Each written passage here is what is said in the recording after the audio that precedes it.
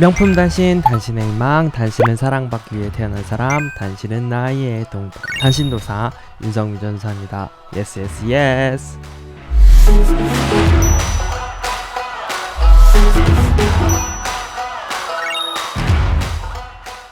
진짜 오랜만에 인트로로 인사를 드려봅니다. 오늘은 광야 32번째 수요일이고요. 오늘의 본문은 마태복음 11장 25절에서 30절 말씀입니다. 오늘 본문도 캡틴 초이와 함께 말씀을 살펴볼까요? 캡틴 초이. 그때 예수께서 대답하여 이르시되 천지의 주제이신 아버지여, 이것을 지혜롭고 슬기 있는 자들에게는 숨기시고 어린아이들에게는 나타내심을 감사하나이다. 옳소이다. 이렇게 된 것이 아버지의 뜻이니이다. 내 아버지께서 모든 것을 내게 주셨으니 아버지 외에는 아들을 아는 자가 없고 아들과 또 아들의 소원대로 계시를 받는 자 외에는 아버지를 아는 자가 없느니라. 수고하고 무거운 짐진 자들아, 다 내게로 오라. 내가 너희를 쉬게 하리라. 나는 마음이 온유하고 겸손하니 나의 멍에를 메고 내게 배우라. 그리하면 너희 마음이 쉼을 얻으리니 이는 내 멍에는 쉽고 내 짐은 가벼움이라 하시니라. 아멘. 잘 읽어줬습니다. 여러분, 성경을 보면 예수님께서 종종 어린아이들을 높이시는 장면들이 등장합니다. 오늘 본문 24절에도 어린아이와 같이 마음이 순수해야 한다. 천국은 어린아이와 같아야 소유할 수 있다. 또 하나님의 은혜를 맛보게 될 것이다 라고 말씀하고 있고, 또 마태복음 18장 3절에도 너희가 돌이켜 어린아이와 같지 아니하면 결단코 천국에 들어가지 못하리라 라고 말씀하신 적이 있습니다. 그러면 여러분, 대체 어린아이와 같은 게 무엇일까요? 그것은 오늘 본문 상반절에 나타나는 사람들과 반대로 생각하면 됩니다. 바로 지혜롭고 슬기로운 자들이 등장하는데요. 하나님은 이들에게는 천국의 비밀을 알 방법이 없도록 숨겨놓으셨고 어린아이들에게만 나타냈음을 예수님은 말씀하고 있어요. 그렇다면 여러분, 지혜롭고 슬기로운 것이 나쁜 것일까요? 왜 이 사람들에게는 천국 비밀을 숨겼을까요?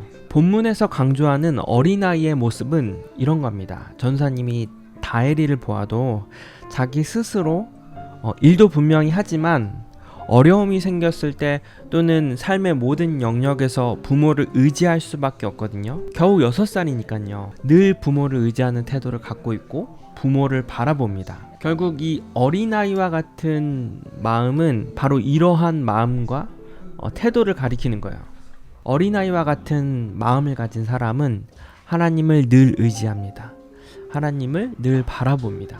결국 주님을 바라보기에 하나님의 나라를 바라볼 수 있는 것이죠. 그러나 자기 스스로가 지혜롭다 여기고 슬기롭다 여기는 사람들은 주님을 의지하지 못하고 자신을 더 바라보고 의지하죠. 결국 주님께서 어린아이와 같은 자들이어야 하나님을 알고 하나님의 나라를 얻을 수 있음을 말씀하고 있습니다. 28절에는 참으로 위로가 되는 말씀이 등장합니다. 수고하고 무거운 짐진 자들아, 다 내게로 오라. 내가 너희를 쉬게 하리라.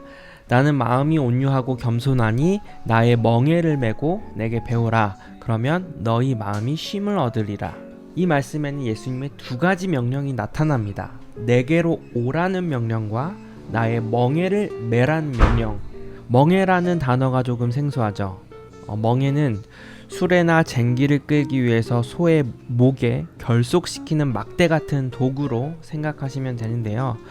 성경에서 멍에는 상징적으로 억압, 복종, 노역 이런 것을 상징해서 멍에를 벗다라는 것은 구원이나 해방을 상징합니다.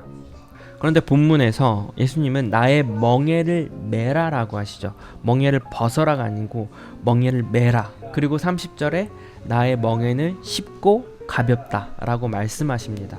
본문에서 말하는 멍에는 구원을 상징하는 게 맞습니다. 여기서 수고하고 무거운 짐은 삶의 괴로움이나 인생의 고단함, 뭐 그런 것도 우리의 인생의 짐이 될 수 있지만, 사실 본문을 기록한 저자 마태의 관점에서 본문을 우리가 이해한다면 이 글의 독자였던 유대인들을 살펴볼 필요가 있습니다. 이들의 인생의 고단함과 인생의 짐은 무엇이었냐면 유대인들이 지켜야만 했던 율법의 전통들을 가리킵니다. 유대인들은 오늘날도 그렇지만 안식일에는 일을 할 수가 없습니다. 일을 할 수가 없어요. 전에 이스라엘 여행했을 때 안식일날 어느 호텔에 엘리베이터를 탔는데 엘리베이터 탔더니 모든 층에 버튼이 다 눌러져 있는 거예요. 결국 그 엘리베이터는 매 층마다 다 서게 되어 있었습니다. 그 이유는 유대인들이 엘리베이터 버튼을 누르는 것 또한 일을 하는 것이라고 해석하기 때문에 안식일에 엘리베이터 버튼을 누르는 것은 유대인들의 입장에서는 일하는 행위인 거죠. 그래서 일하지 않기 위해서 모든 층마다 엘리베이터가 자동으로 버튼이 눌러져 있었던 것이죠. 사람이 타기만 하고 버튼을 누르지 않도록 설계한 거죠. 또한 안식일에는 이동하는 거리도 제한적이고요. 밥을 해서는 안 되고 또 돈을 사용하거나 짐승을 타는 행위도 금지시켰습니다. 전사님 어렸을 때도 주일날 떡볶이 사 먹으면 안 된다고 야단 맞았었어요. 돈 쓰면 안 된다고. 이제 그 당시에 어르신들이 주일과 안식일의 개념을 혼동해서 옛 어르신들은 그렇게 신앙생활을 가르쳤었습니다. 당시 유대인들이 율법 전통으로 지켜야 했던 율법의 종류는요 613가지나 되고, 그 율법을 지키기 위해서는 상당히 피곤한 삶을 살 수밖에 없었던 것이죠. 그래서 예수님께서 오늘 본문에 수고하고 무거운 짐진 자들아 다 내게로 오라 내가 너희를 쉬게 하겠다라는 것은 당시에 유대인들이 지켜야만 했던 613가지의 무거운 율법의 짐들을 내려놓고 나에게 와서 쉬어라. 그 멍에를 내려놓고 나의 멍에를 메거라. 나의 멍에는 쉽고 내 짐은 가볍다라는 말씀을 하고 계시는 것입니다. 그러니까 이 본문에서 나오는 멍에나 짐이나 이런 것들은 구원과 연결되어 있는 거죠. 구원은 율법을 지키는 것으로 하나님의 나라에 들어가는 것이 아니라 그리스도를 믿으면 은혜로 말미암아 구원을 얻게 된다라는 것입니다. 이 얼마나 가벼운 멍에인가요? 그저 믿기만 하면 되는 거죠. 우리의 어떤 행위로 구원을 받는 것이 아니라, 우리의 어떤 공로로 주어지는 것이 아니라, 내가 뭔가 값을 지불하는 것이 구원이 아니라 내 대신 값을 지불하신 주님을 그저 믿기만 하면 값없이 주어지는 것이 바로 구원이라는 것이죠. 네, 그러면 오늘은 여기까지. 오늘도 함께 말씀 살펴볼 수 있어서 너무 감사했고요. 오늘 하루도 너무나 수고 많았습니다. 그러면 우리 친구들 내일 만나도록 해요. 친구들 안녕.